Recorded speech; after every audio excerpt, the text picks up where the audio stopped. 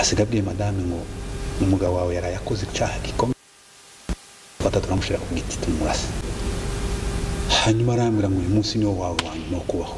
Ahita akuramo pisto, ahita atangira kundasa mu maguru.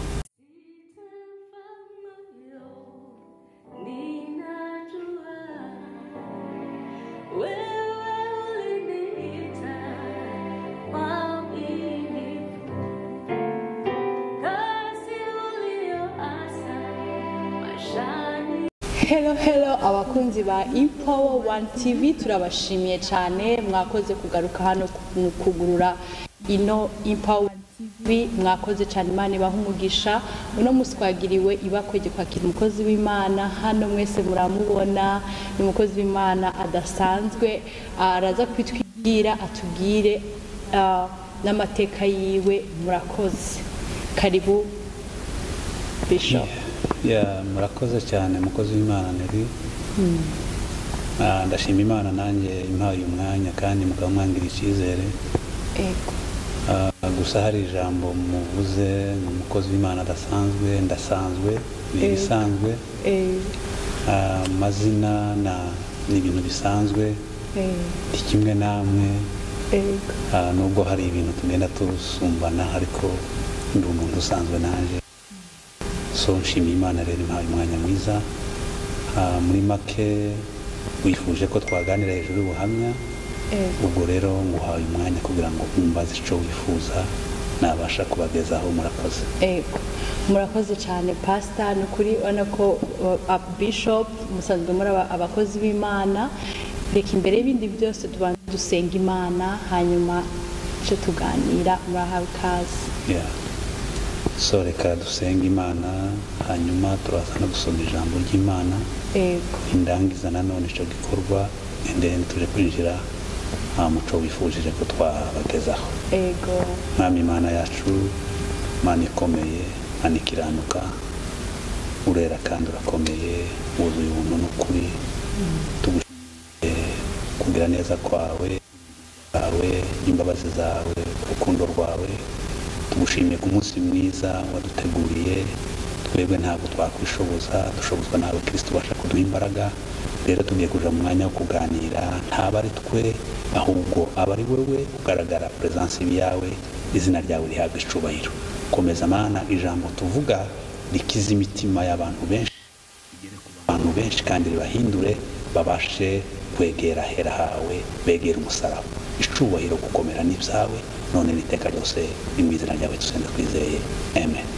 Amen. Murakoze cyane. Rero nashaka ndababaze, mbega Bishop Mathias ninde, n'umuntu ki? Mbega mwubatse, mbega mufise abana? Murahawe ikaze. Imana iguhe umugisha ku kibazo cyiza tubajije. Bishop ninde? Nkuko nababwiye amazina yanjye nanone sinyasubiramo. Ndubatse, mfite umudamu umwe n'abana 5, abahungu 2, abakobwa 3. Murakoze. Murakoze cyane. Mbega ko aba Bishop, nibaza ko aba Bishop ari babandi bakunze kwambara twa tuntu twa hano, canke mwege ntago mudukunda turiya kwambara nk'aba Bishop n'inkoni? So aba Bishop bafite imyambaro yabo itandukanye n'abapotre. Nubwo tuba twambaye wenda utuntu dusa ariko turatandukanye. Abapotre bambara ukwabo, aba Bishop bambara ukwabo, aba reverend bambara ukwabo, aba pastor basanzwe bambara ukwabo. Nubwo baba batwambaye ariko turatandukana, dufite ukuntu dutandukana. So n'inkoni rero y'aba Bishop ni apotre biratandukanye, ariko ibyo byose turabifite. So inyambaro rero si igikenewe, igikenewe ni kiturimo. Mbega mwashaka kudusobanurira kugira umuntu abe mu Bishop bavyagenze gute? Ubu mu Bishop byagenze gute? Hariho urwego ucamwo kugira ngo ushobore kuba umu Bishop? Wawatanguriye he nk'abantu batabizi? Sinzi gato ko mwabacishije mukabibasobanurira. Murakoze cyane mukozi w'Imana Neri, kukibaza kuba bishop umuhamagaro w'Imana ni ikintu gikomeye. Hari uhamagarwa mu minsi mikeya akagenda azamurwa bitewe n'icyo Imana yashatse kumukoresha. Kuba bishop rero si ikindi kintu ukoresha usibye ikikurimo cy'Imana yagushizemo. Kuba bishop kugira ngo utangire aho batangira umurimo wa mbere ubundi ukomeye kuruta amazina yose y'abapotre n'ababishop ni umudiyakoni. Diyakoni buriya ni umuntu wo kubahwa kandi ni umuntu ukomeye kuko niwe ugize itorero. Yes, nubwo akomeye akominikana n'umushumba. Iyo umushumba mwiza, iyo umushumba ari mwiza atoza n'abazamusimbura bakaba beza bitewe n'impamvu yuko yabareze, bitewe n'uburere yabarezemo. So rero kuba twarageze kuri urwego ko wenda twakijijwe kera tuzi Imana gusa yakene uyu mwanya mu by'ukuri urebye ndaza kuvuga ubuhamya. Ntabwo mfite imyaka myinshi nkijijwe, ariko uko nakijijwe Imana yagiye inkorera ibintu bikomeye kugeza n'ibindi kidukorera ndacyadukoresha n'ibindi bikomeye kuruta ibyo yatugejejeho. Murakoze cyane. Washaka kutuganiriza ukabwira abantu badukurikiye hano kuri Empower One TV bariko baradukurikirana muno mwanya ubuhamya mbega bwa Pastor ninde, wakijijwe ryari, wakijijwe gute? Murakoze, Imana bamumusha. Mfite ubuhamya burebure budafite umwanya uhagije bitewe n'amasaha, bitewe n'umwanya turimo. Ni burebure sinshobora kubuvuga bugaca bitewe n'impamvu y'ibyo Imana yakoze, ariko ndaguhina mu minota mike cyane. So rero njewe Mathias, gukizwa kwanje nari umuntu ukomeye cyane, pagani. Abantu benshi abakozi b'Imana bagiye bangenderera kugira ngo nkizwe ndananirana. Twakoraga umurimo ugoye muri Afrika. Twagiye mu murimo nari aho ngaho ija gushira tujya mu murimo wo gutabara.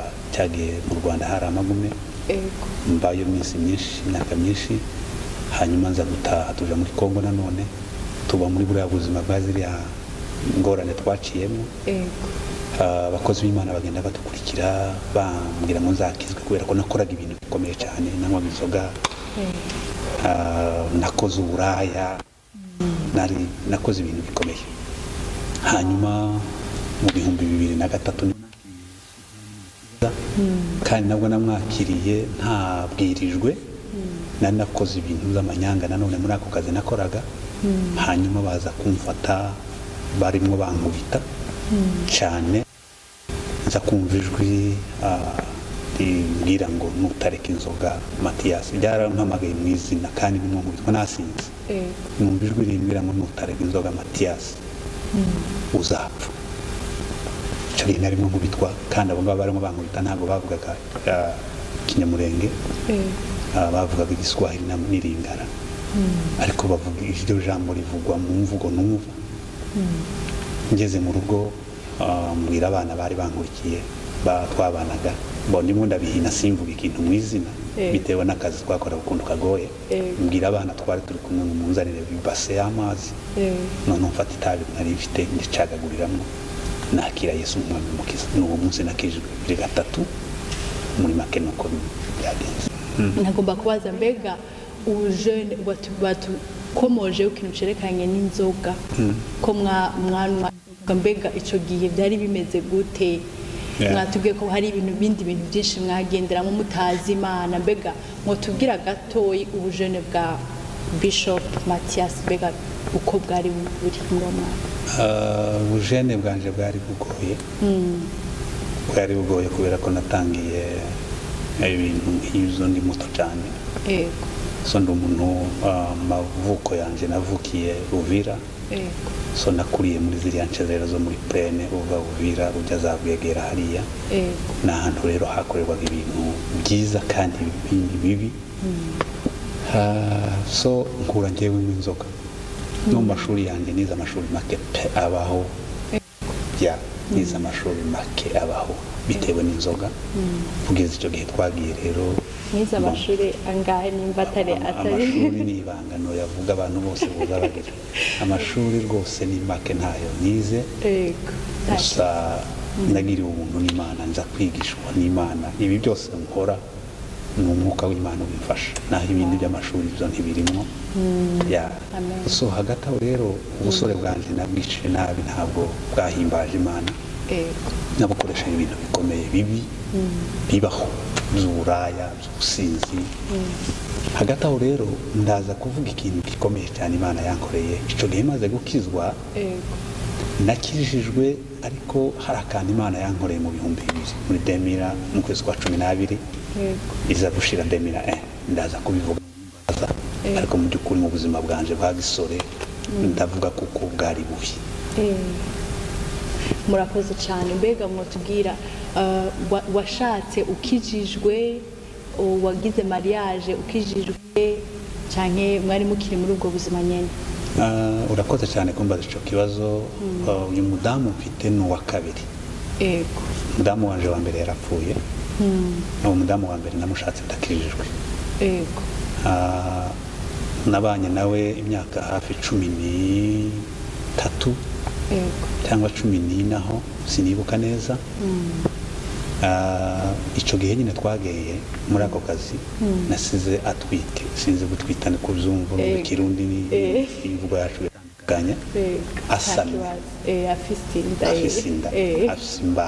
imbanye hama ndagenda noneho rero uwo mudamu yaje gukika sinzi ko babyumva ananirwa kubyara bari mu byaro noneho bagira umwana mu baza kumwonona iyo ngiyo twaje kubonana nawe nja kumuvuza ariko bitagishobotse namujyanye ku bitaro byinshi Faisal mu Rwanda mujyana CHK mujyana kwa Mukwege Bukavu ariko ntibyakunda hama aza gupfa atabyaye uyundi namushatse nawe nanone ntarakizwa neza yes nakijijwe ariko ntaramenya Imana icyo nari ngirimo nshakisha icyo gihe namushatse ahubwo niwe waje kumfasha kubera kuko we yarakomeye yari umukozi w'Imana ukomeye yarasengaga cyane aramfasha kunzamura arankomeza mbese ni umwarimu wanje niyo mbivuze n'igihe bansengeye ku bishop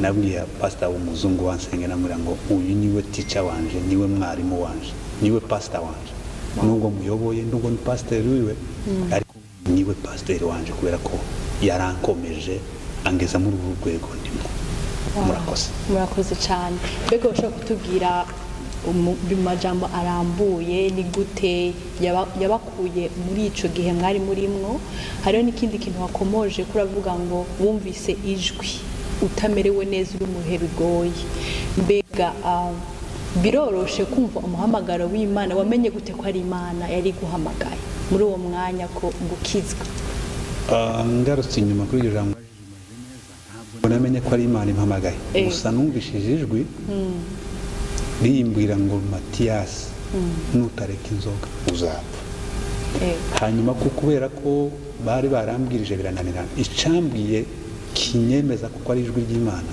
nuko nageze muhira muri defense aho nari ndi mu icumbi mu mazu yacu mbwira abana mbwira abasirikare ndababwira ngo mumpe base y'amazi iri tabi mufite muri impereza hano narica nishyira mu mazi ndavuga ngo uhereye none sinzongera kunywa itabi sinzongera kunywa inzoga kuva ico gihe kugeza ubu nicyo kikwemeza ko nanjye kinyemeza ko ari ijwi ry'Imana iyo ritaja kuba ijwi ry'Imana simba narakoze nkiri mu kabari ariko uhereye uwo munsi kugeza none sindajya mu kabari sindakoraga ibyo nakoraga nahise mbirekera uwo munsi ayo matariki wahise uhinduka burundu ntiwongera kunywa inzoga ntiwongera kunywa itabi uwo munsi nasezeye itabi n'inzoga n'uwo munsi donc kuza gukomera gukizwa naje gukomera gukizwa maze kurusha niwe wamfashije maze kumushaka nawe namushatse icyo gihe kera naretse izo nzoga n'itabi noneho aza kumfasha kujya mfasha gusenga anyigisha uko bajyaga mu matayo kugeza uyu munsi. Wow. Nimba nta numvise neza madamu wari wamaze kwakira guheba inzoga ariko madamu muhita muhura murabana akwinjiza mu gakiza. Yes, donc niwe wanzamuye kwinjira aho nari ninjiye gusa yarankomeje aragukomeza. Yes. Wow. None mbega ni ryahe itandukaniro rihari ko no mu isi bavuga ko haryoshe inzoga ziraryoshe nakantumwa ukumva umerewe neza ariko kandi no mu mana mbega ni ryahe itandukaniro mwotubwira rihari mwabonye hariya n'iryo mumaze gukizwa muri uwo mwanya? Itandukaniro rikomeye ukivuga gutyo gusa bita ninjira mu mwuka kubera ko amahoro Yesu atanga si yabisi batanga. Nari mu isi ya kera ariko ubundi mu yindi si y'ijuru mu buryo bw'umwuka.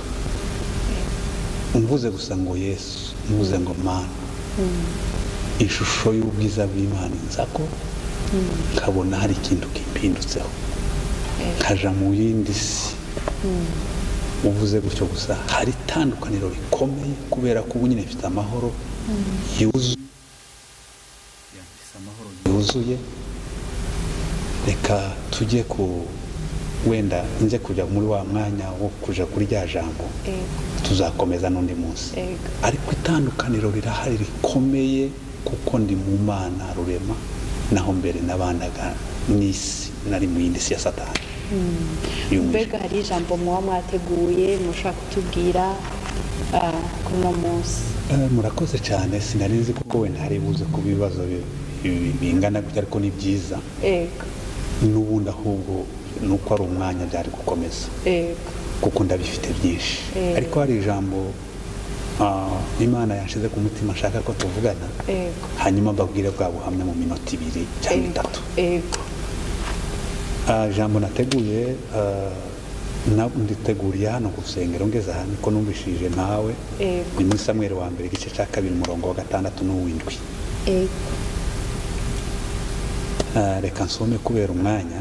Haravuga ngo Uwiteka arica agakiza ashira kuzimu kandi agakurayo. Uwiteka arakenesha agakenura acisha bugufi agashira hejuru. Iri ni ijambo ryafata amasaha ariko turarivuga umwanya mutoya kandi singiye kubwiriza ariko gusa ryanejeje kukuntu Uwiteka yica kandi agakiza acisha bugufi agashira hejuru ashira kuzimu kandi agakurayo. So nari ngiye gupfa arankiza. 2 mu kwezi kwa 12 turi muri ako kazi abantu nari nyoboye twari mu gihe tudahembwa dukora mu gihe cya government ari kudahemba twishugurikira twishakira kugira ngo tubeho abantu bari tuyoboye. So nkabana hari umuntu w'umwarabu wabaga Uvira cyo gihe niho nakoreraga duhana gahunda yuko ari bumwe azaza mu gatondo nkaza gufata ibiryo byo kugaburira izo ngabo nari nyoboye.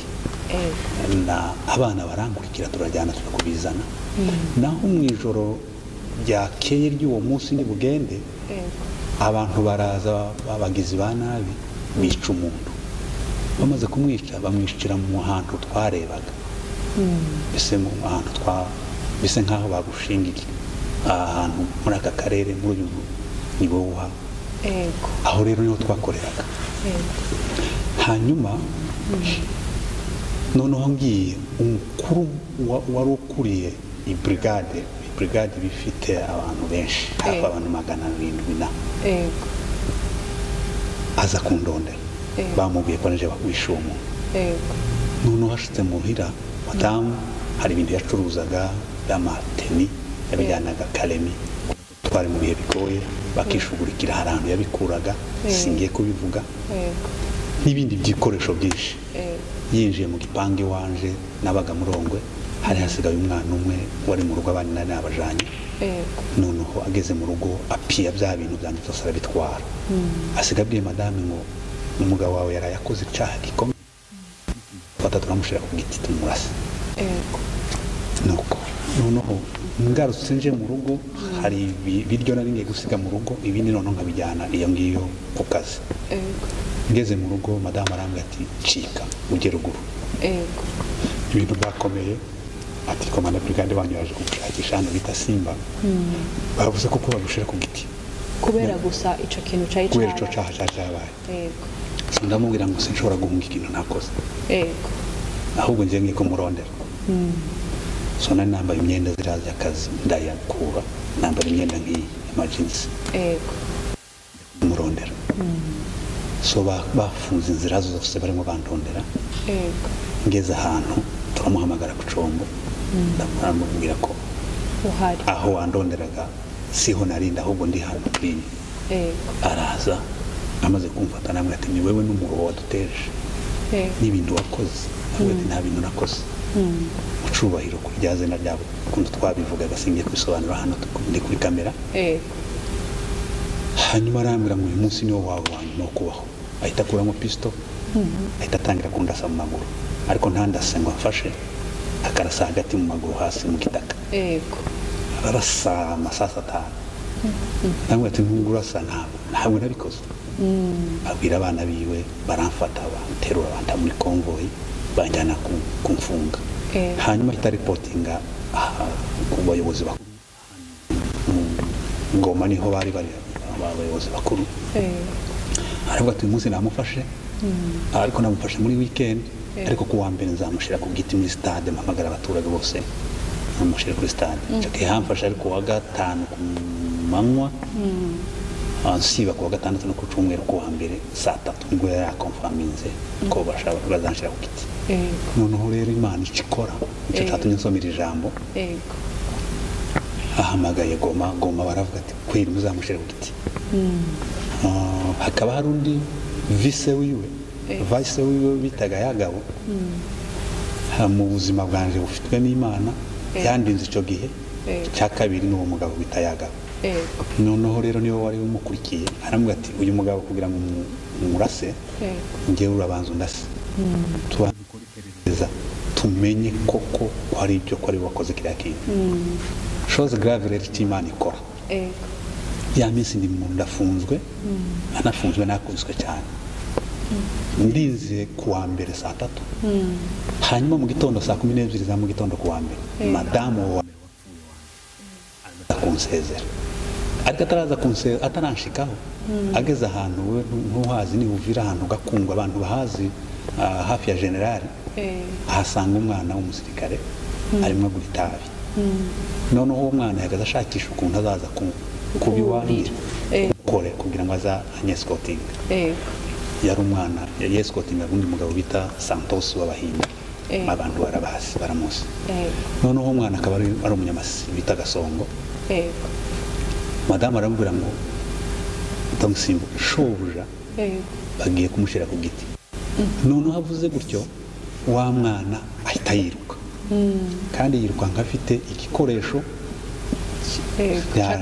cy'akazi madame aravuga ati uyu muntu mbwiye ko mugenzi we wagiye gupfa akiruka umutima uramubwira ngo uyu muntu ntashobora kuba ari we wakoze ibintu biriya bintu umugabo wanje agiye kuzira ahita ko murushibuka ahubwo ati mumfatire uwo muntu wa musore nawe arirutse abihetse amanuka ajya ahantu kuri Delacote ni kuri hoteli abantu bamwirukaho baba civil baramufata bamufashe inkuru igera ku bantu b'ingabo umunsi nyine wari gupfira tunka na masaha cyo gene saa 12 n'igice harabura amasaha kugira ngo saa 3 ibe aribwo ndibuje gupfa hanyuma mwana we ni birebire ariko mwihangane ngiye kurangiza noneho bamufashe bakomye induru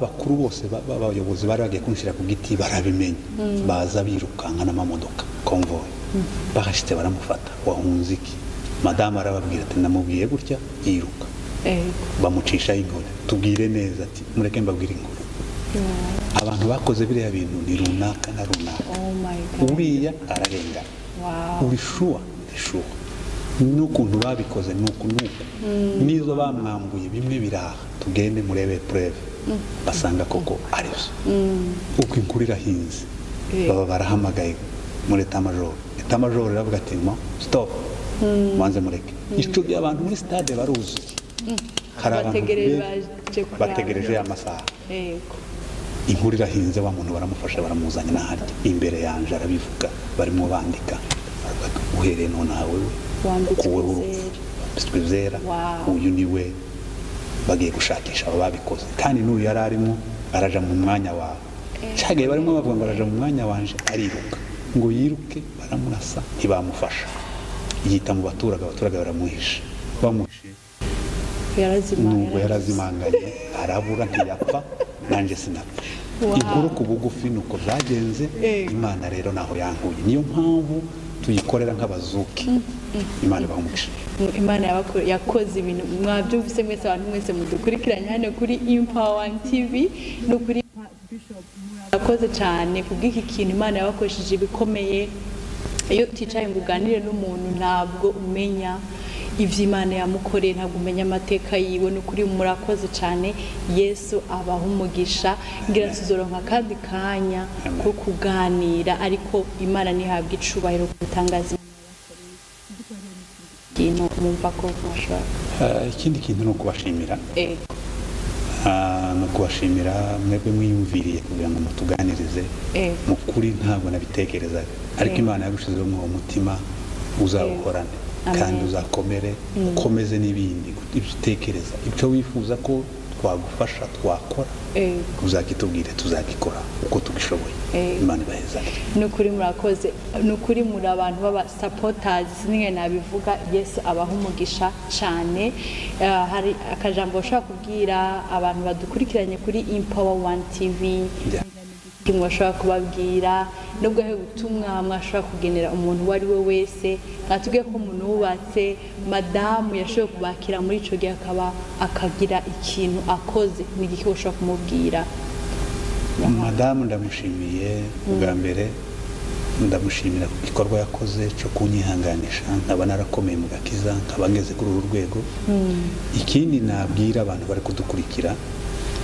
no kubabwira kuko ibyo wacamwo byose Imana ifite umugambi byanze bikunze ugomba kubisimbuka Satani n'umwanzi adutega byinshi ariko Imana ikadutegurira ameza niko Zaburi ya Dawidi ivuga 23 Uwiteka niwe mwungeri wacu n'umukiza n'umufasha wacu utabura kuboneka ikora ibikomeye abantu bose nabwira baciye mu bintu nk'ibyo bakiheba hari abacika intege hari abihebye ariko muhumure mukomere dufite Imana dufite igihugu gitandukanye n'iki turimo nubwo turi mu gihugu gikomeye cya Amerika ariko dufite gakondo yacu ni mu ijuru aho tubikiwe aho tutazongera kubabara aho tutazongera gusuhuza imitima aho tuzabakaramata muri iyo mirere murakoze cyane Yesu abaho umugisha sinzi ko mwadusengera tukarangiza reka mbasengere mbashimira kandi Mana urakomeye urakiranuka nukuri ishimbo yawe n'inkoni yawe nibyo riduhumuriza uje dutunganyiriza ameza amaso y'abantu ukadusiga amavuta mu mutwe igikombe kigasesekara Bibiliya iramwira ngo umwanditsi Yeremiya yaranditse aravuga ngo turi intorezo zawe urwanisha kuko ari twebwe uzacagagurisha amahanga nitwe uzakoresha ibikomeye rero Mana sengera abantu bumva aya magambo kugira ngo abahindure kandi abakomeze nasengera n'uyu mwana w'umukobwa Imana imuhereze umugisha kandi imwongerere uburame imwongerere kuyikunda no kuyikorera no kuyikiranukira abantu bose bakurikiye babashe gukomezwa nawe kandi bihanganishwe nawe ishubahiro gukomera n'ibyawe bisenze mu izina rya Yesu dusenze twizeye amen urakoze cyane